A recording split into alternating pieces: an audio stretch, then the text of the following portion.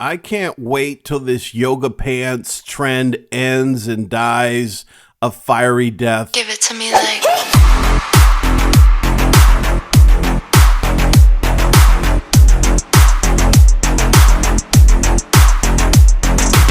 It's so exhausting.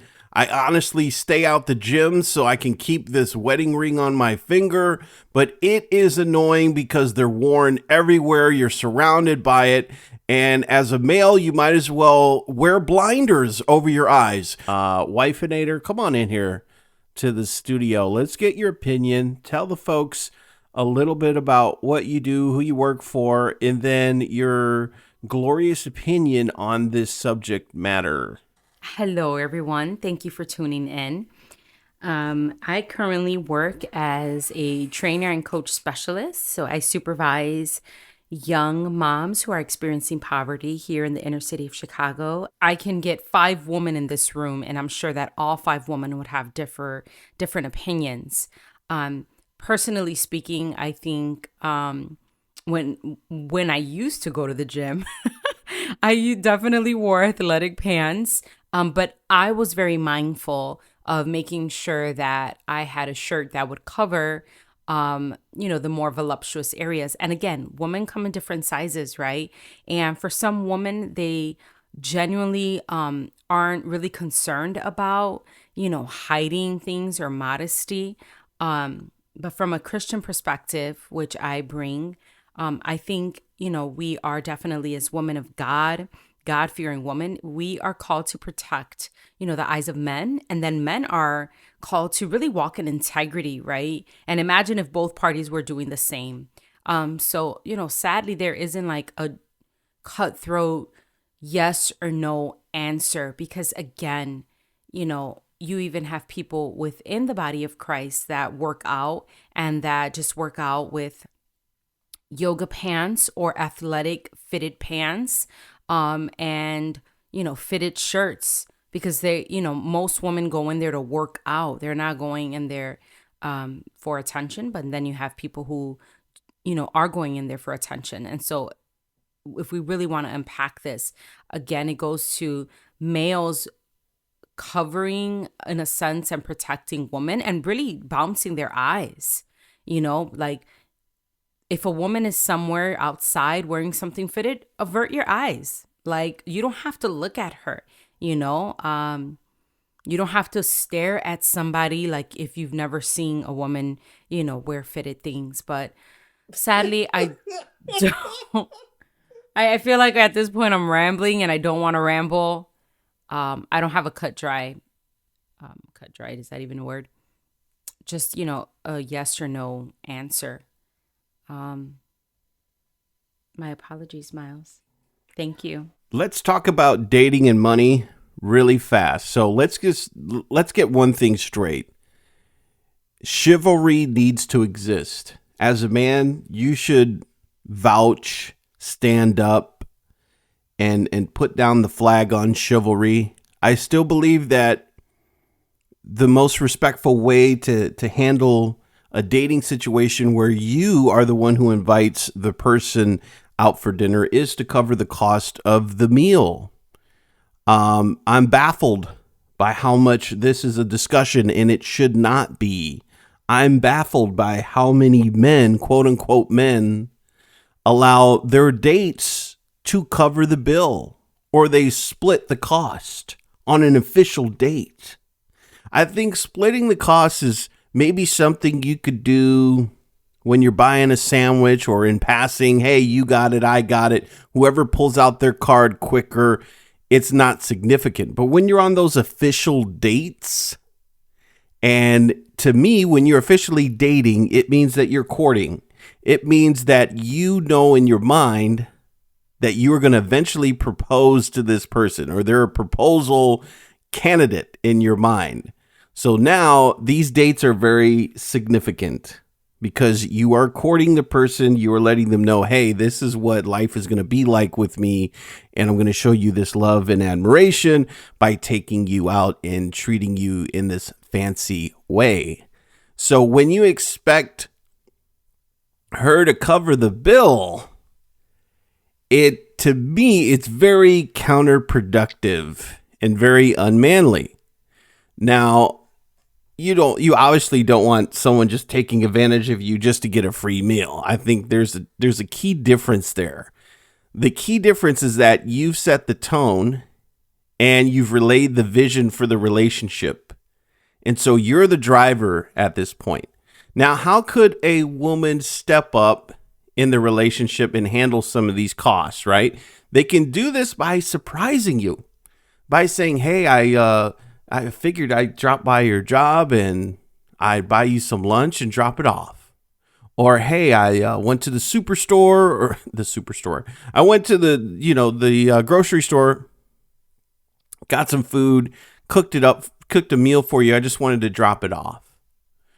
Those are the type of things that you can do to kind of still show your financial prowess if you're the woman in the relationship. However, I think it is emasculating on official dates if you're the woman to constantly insist to pay for those meals. So how does this look like in marriage? So let me step off the dating plane and get onto the marriage plane.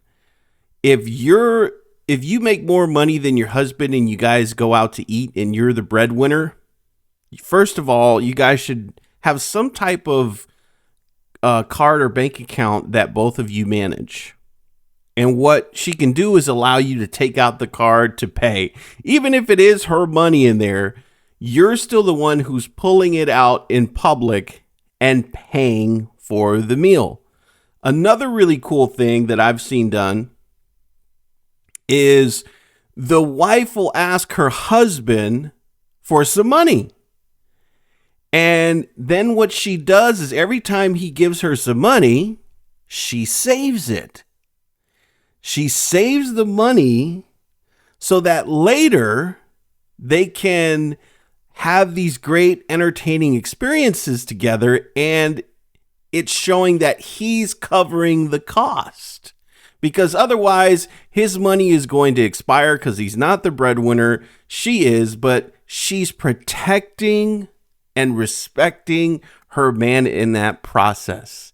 If you want to see a great example of this, watch My Big Fat Greek Wedding and see how the father of the bride is treated, how they kind of manipulate him to make it seem like these things are his ideas.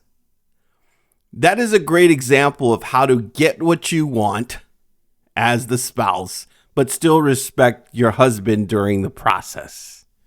So this is the proper cadence. This is what's going to lead to a better experience. You're the man. You're initiating the date. You pay for dinner. If she pays for the Uber or Lyft, okay. That's very non-discreet. It all happens online, remotely, digitally. Fine. There's no visible act of you pulling out any money in that circumstances. So that's where you could share the expense too. You get the Uber, I get the dinner. And then later, she can surprise you with lunch. She could make you a meal. All those things cost money, thought, and intentionality. It mean a whole heap to a man if you were to do those things.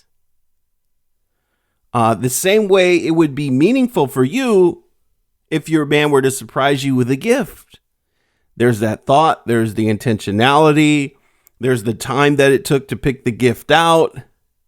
So that's how you can handle those situations. Whenever you get to a point where if you're in a situation where you're constantly taking care of the bill and you are the woman in the relationship and then you go on and get serious with that guy, don't be mad if they don't want to go get a job. Don't be mad if you feel like you're unequally yoked all of a sudden. Don't be mad if you can't go on vacation like your friends are going on vacation. Don't be mad if he's sitting on the couch playing video games all day while you go and work. The signs were there in the beginning. And to be quite frank, you shouldn't even be dating unless you're courting. You need to be friends. You need to be in regular circumstances first. I always encourage people to get to know each other through ministry, through participating in events at the church so that you can see each other's spiritual endurance. You can see each other's relationship with God first. And then you're in the safety and the confines of people that honestly love you, that are going to pour into your lives, that are going to pray for you, and you're doing something to enrich your spirits, because that's what it's going to take to have a long-lasting relationship, is that spiritual endurance. And then through all that, you can say, hey, do I want to court this person? Which means I'm getting to know her through the framework of her family and her daily schedule. And the reason for this is because I intend on proposing. Somebody trying to get to know you through dates is just a fabrication. It's just a way to exercise the butterflies and the toe tingles that are going on inside, to act upon those feelings and to make some mistakes. Seeing somebody only at their best, smelling their best, looking their best, eating the best is a false perception of who they are. So try this out. This wisdom should help you prevent you from unnecessary heartbreak, and for you to cut to the chase in many circumstances where if you did something opposite, you're going to run into a brick wall and say to yourself, why did I waste this time?